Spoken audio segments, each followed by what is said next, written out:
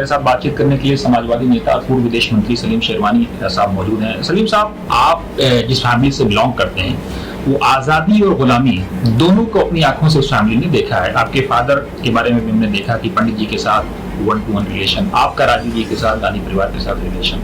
आज़ादी की महत्व को कितना आप मानती हैं कि आज़ादी कितनी जरूरी है, उसको बचाए रखना, उसको संजोए रखना? 1947 में जब हमारा मुल्क आज़ाद हुआ, मैं पैदा नहीं हुआ था, मैं उसके बाद पैदा हुआ हूँ। मगर जो मैंने अपने बुजुर्गों से सुना, अपने वालिद से सुना, उनके साथियों से सुना, उस वक्त एक जज्बा था पूरे मुल्क में कि हम अपने मुल्क को आज़ाद कर रहे हैं। उस वक्त ना कोई हिंदू था, ना कोई मुसलमान था, सबके दिल में बस ये डर था कि हम कैसे अपने मुल्क को आज़ाद करें। और सब कंधे से कंधा लगा के एक हो गए।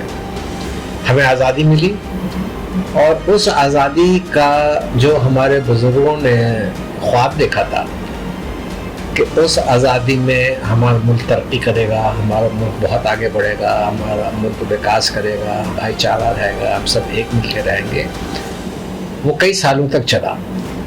उसके बाद पिछले 14 साल में ये पूरा जो एक माहौल था अपनेपन का, भाईचारे का, उसको ख़त्म करने की कोशिश की गई। तो जो आपका सवाल है, मैं ये समझता हूँ कि हमारे मुल्क को अब फिर से एक दूसरी आज़ादी की लड़ाई शुरू करनी पड़ेगी। जो लड़ाई जंतर मंतर में शुरू हुई, हमारा यूथ सामने आया और उसने ये दिखाया कि जो उन्होंने एक पैगाम दिया, एक मूवमेंट चलाया, उसमें सब कंधे से कंधा लगा के खड़े हो गए। गुरुद्वारों से खाना आया, मंदिरों से खाना आया, मस्जिदों से खाना आया, सब ने एक दूसरे की खिदमत की। लोगों ने ये नहीं देखा कि तुम किस बरादरी से हो, तुम किस मज़हब से हो। पूरे सारे हमारे नौजवान कंधे से कंधा लगा के खड़े हो गए। और मुझे सबसे बड़ी खुशी इस बात की है कि चाहे इस्तीफा हुआ या ना हुआ, वो मुल्क जो हम खो चुके थे भाईचारे वाला, वो वापस आ रहा है। नहीं सलीम साहब, मैं ये समझना चाहूँगा आपसे, क्योंकि आपके परिवार में आपके वालिद, मैंने देखा पंडित जी के साथ, आपकी वालदा उसी मेज पे बैठी हुई है। तो आज़ादी के जो किस्से आपने सुने होंगे, जो इनकलाबी किस्से, कुछ ऐसा बताएं ताकि हमारे दर्शकों को समझ में आए कि जो जिस जनरेशन को आपने लीड किया है, आप आखिरी जनरेशन है, इसके बाद बिल्कुल एंड जनरेशन ने आज़ादी को देखा ना गुलामी को देखा है। तो कुछ किस्से ऐसे बताएं जो। नहीं, देखिए, किस्से तो मैं नहीं कह सकता, मगर हाँ एक किस्सा मुझे बहुत अच्छी तरह याद है कि जब मेरे वालिद मरहूम बहुत ही नौजवान थे और सियासत में आना चाहते थे, तो वो महात्मा गांधी जी से मिलने गए और गांधी जी ने बहुत प्यार से उनके सर पे हाथ रख के कहा कि पहले 1 लाख रुपए साल की अपनी आमदनी कर लो। उस ज़माने में 1 लाख बहुत बड़ी रकम होती थी। और मेरे वालिद ने पूछा क्यों, तो बोले ना देश के साथ बेईमानी करोगे, ना लोगों के साथ बेईमानी करोगे, खिदमत करोगे। उस वक्त एक जज्बा था लोगों में मुल्क की खिदमत करने का, जो अब ख़त्म हो गया। आज बहुत सारे लोग सियासत में आते हैं, वो ये भूल जाते हैं कि कौन लोगों को सियासत में लाएं, वो अपने लिए काम करना शुरू कर देते हैं, मुल्क को भी पीछे कर देते हैं, जिन लोगों ने उनको चुना उनको भी पीछे कर देते हैं। तो आज़ादी की जो आप बात करते हैं, आज़ादी में बहुत कुर्बानियाँ थी, बहुत लड़ाई थी, जेल था, लोगों का एक तरह से खानदान पे खानदान मिट गए, मगर लोगों ने ना हिम्मत हारी, ना एक दूसरे का साथ छोड़ा। किस्से तो बहुत सारे हैं कि कितने कितने लोगों ने बहादुरी से पेश आए, किस किस तरह की उन्होंने लड़ाई लड़ी, मगर उसका नतीजा ये हुआ कि हम जो 1947 के बाद पैदा हुए, वो एक आज़ाद हिंदुस्तान में पैदा हुए। तो ये कुर्बानी जो हमारे बुजुर्गों ने दी, हमें इस कुर्बानी को कभी भूलना नहीं चाहिए और हमें उन्होंने जो सोचा था हमारा मुल्क बनेगा, उस तरफ हमें पहल करनी चाहिए।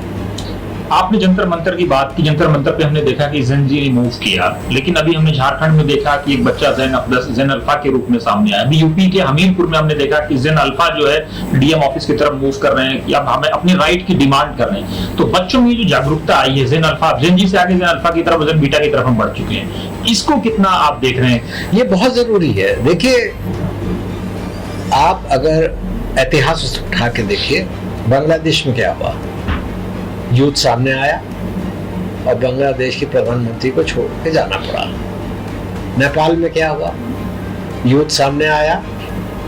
आज जो हमारा नौजवान है वो अपनी हक की लड़ाई लड़ रहा है, पढ़ाई कर लेता है, नौकरियां नहीं होती हैं, बेरोजगारी इतनी बढ़ गई है कि वो पढ़ाई के बाद क्या करे।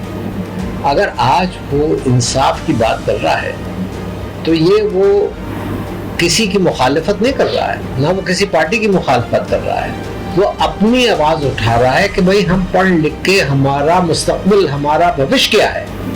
तो जहाँ जहाँ ये मूवमेंट हो रहा है मैं उसको सपोर्ट करता हूँ और मैं ये महसूस करता हूँ कि सरकार को, और सरकार मजबूर होगी सोचने के लिए कि इन बच्चों का भविष्य क्या है।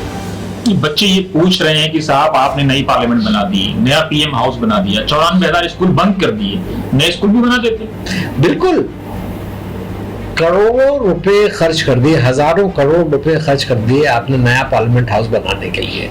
हमारा पार्लियामेंट हाउस, जहां मैं 5 दफा सांसद रहा हूं, सबसे खूबसूरत पार्लियामेंट हाउस माना जाता था दुनिया का। क्या जरूरत थी आपको नया बनाने के लिए?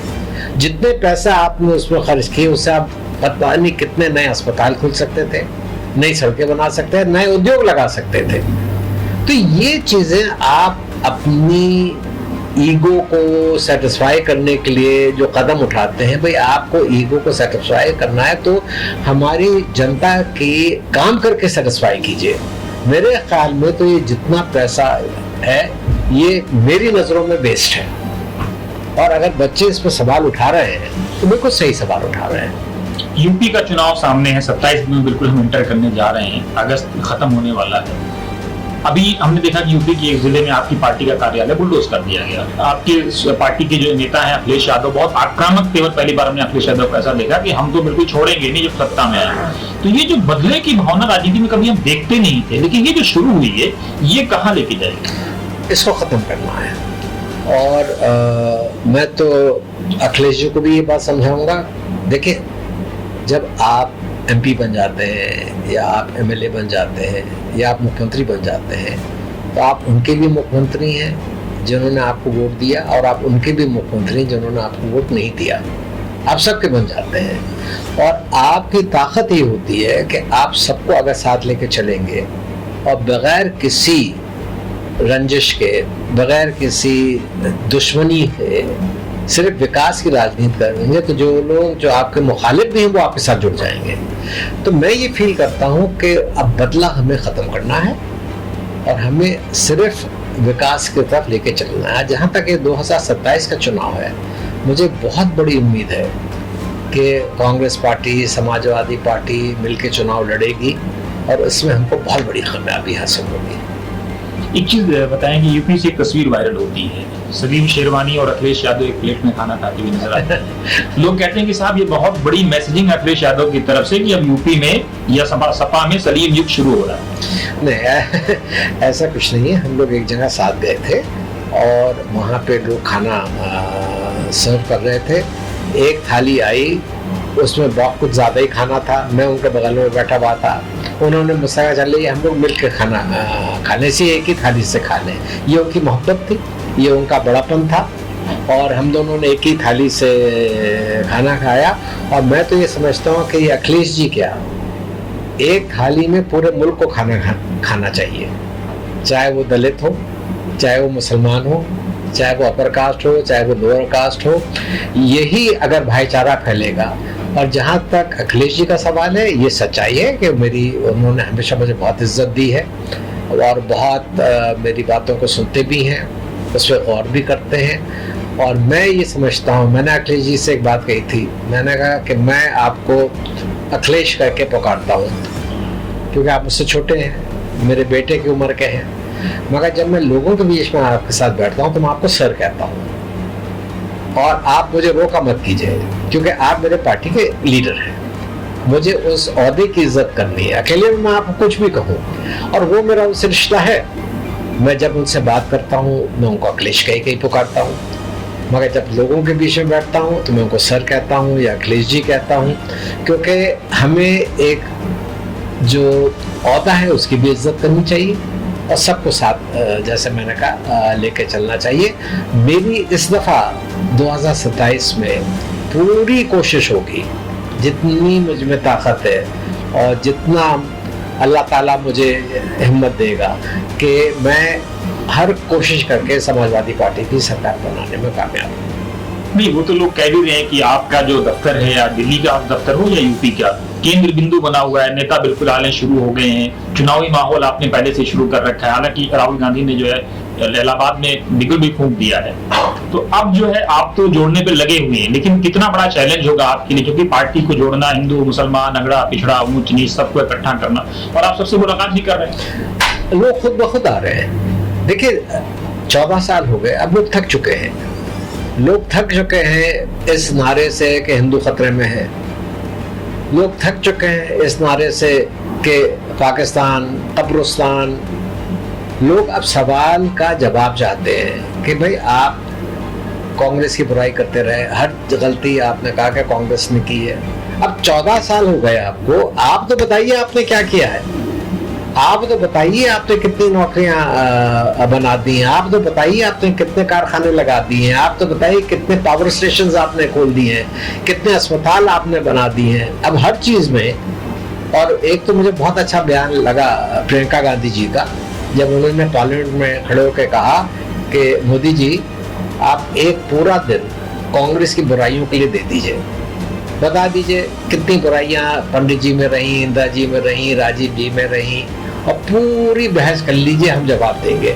मगर उस दिन के बाद जरा आप एक दिन अपनी उपलब्धियों पे भी दे दीजिए कि 14 साल में आपने क्या किया है, आप मुल्क को कहां से कहां ले गए हैं, आपका कितना विकास है।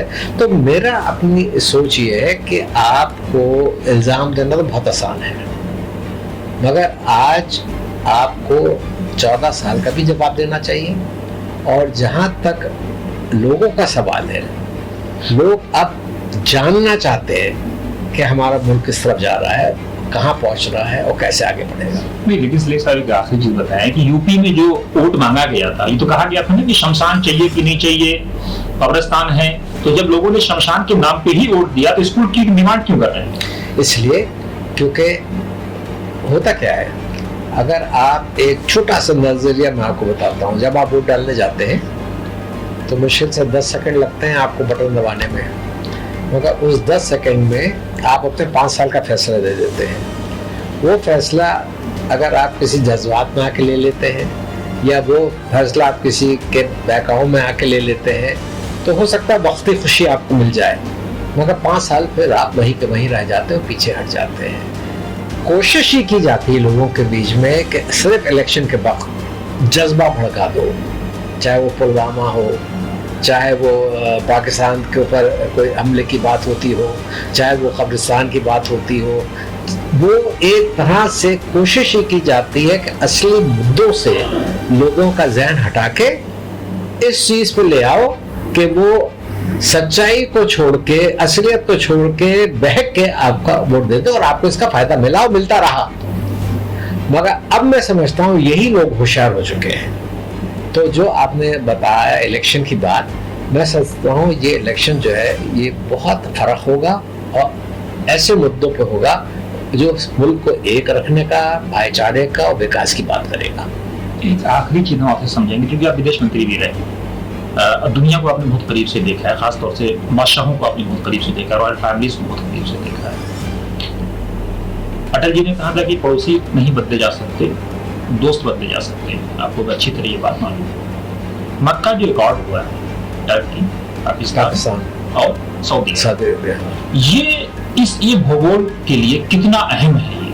देखिए, मैं ये कुछ कह नहीं सकता कि इस अकॉर्ड की असलियत क्या है, और ये अकॉर्ड भाई जो हम सुनते हैं और जो पढ़ते हैं वो ये है कि ये डिफेंस का अकॉर्ड है, कि अगर सऊदी अरबिया पे कोई हमला हुआ, या टर्की पे कोई हमला हुआ, या पाकिस्तान पे कोई हमला है, तो ये सोचा जाएगा कि हम तीनों पे हमला किया है, और हम मिलके इसका जवाब देंगे। बदकिस्मती हमारी ये रही है कि हम एक वक्त ये होता था कि जब हिंदुस्तान के प्रधानमंत्री या हिंदुस्तान के विदेश मंत्री कहीं जाके बोला करते थे तो दुनिया सुना करती थी। और ओबामा साहब का स्टेटमेंट है when Prime Minister Manmohan speak word listen. हाँ, और बहुत अदब से सुना करती थी।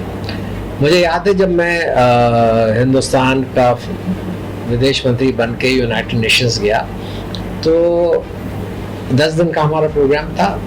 हमसे वक्त मांगते थे हर मुल्क के फॉरेन मिनिस्टर्स कि हमें वक्त दे दिए, हमें वक्त दे दिए, हमें वक्त दे दिए, हम आपसे मिलना चाहते हैं। और एक एक दिन में हमारी 8-8, 10-10 मीटिंग्स होती थी, क्योंकि वहाँ तो हर मुल्क का फॉरेन मिनिस्टर आता था यूनाइटेड नेशंस के सेशन में। तो एक हमारा मुकाम था, एक हमारी इज्जत थी। मुझे ये भी याद है कि जब मैं गया हिंदुस्तान का विदेश मंत्री बन के और मैं ईरान गया, उस साल ईरान जो था वो अध्यक्ष था OIC का, ऑर्गेनाइजेशन ऑफ इस्लामिक कंट्रीज का। और मैंने उनको जब पहली दफ़ा और कहा, और एक मुसलमान की हैसियत से कहा, मैंने कहा हिंदुस्तान में पाकिस्तान से ज़्यादा मुसलमान हैं, और जब आप हिंदुस्तान को इग्नोर करते हैं तो आप ज़्यादा मुसलमानों का दिल दुखाते हैं पाकिस्तान के मुकाबले में। और पहली दफ़ा OIC के इतिहास में जो हर दफ़ा पाकिस्तान मेंशन करार देता था कश्मीर का एजेंडा, वो हटाया गया उस मीटिंग से, वो हमें कामयाबी मिली। तो मैं ये समझता हूँ कि जो फॉरेन मिनिस्ट्री का एक रौब था, हमारे मुल्क का एक रौब था, वो बहुत अब सारी चीज़ें बहुत कॉम्प्रोमाइज़ हो रही हैं। हमें अगर वही मुकाम वापस लाना है तो हमें पूरी लीडरशिप को और से देखना पड़ेगा और बदलना पड़ेगा। इसका इम्पैक्ट क्या है इस अकॉर्ड का? इस अकॉर्ड का इम्पैक्ट तो यही है जो साफ साफ लिख के आ रहा है कि भाई ये तीनों मुल्क अपने आप को एक, जिस तरह से हमने पाकिस्तान को साइडलाइन कर दिया था, लेकिन अब जिस तरह से वो दुनिया के नक्शे पे एक बार फिर आ रहा है। देखिए मैं आपको बताऊं, ये कोई नक्शे पे नहीं आ रहा। आजकल दुनिया में क्या हो रहा है कि अगर कोई डिप्लोमेसी है तो वो सिर्फ इकोनॉमिक डिप्लोमेसी है, तो पॉलिटिकल डिप्लोमेसी नहीं रही। आप कितने ही अकॉर्ड कर लीजिए, अगर आज किसी मुल्क को हिंदुस्तान में डील करने से फ़ायदा होगा, चाहे वो सऊदी अरेबिया हो, चाहे वो टर्की हो, तो ये अकॉर्ड नहीं देखेगा, वो हमारे साथ समझौता करेगा। पूरी दुनिया आज इकोनॉमिक इश्यूज पे चल रही है और पॉलिटिकल इश्यूज को कोई नहीं देख रहा है। ये अहम कर लिया आपने अपने आप को, अपने मुल्क में खुशियाँ मना ली, अपने आप ने इस अकॉर्ड से कह दिया कि भाई हम बहुत प्रोटेक्टेड हैं। मगर आज आप अगर असली एक पाकिस्तानी से पूछिए कि जो आज महंगाई पे, बेरोजगारी पे, पेट्रोल की कीमतों पे, गैस की कीमतों से उलझ रहा है, उसको क्या फ़र्क पड़ता है इस अकॉर्ड से? वो तो अपनी वो चाहता है कि भाई हमारे तो मुझे नहीं समझता कि दुनिया पे इसका कोई इफेक्ट पड़ेगा। इकोनॉमिक रीजन लोग चलते रहेंगे हर वक्त। बहुत बहुत शुक्रिया।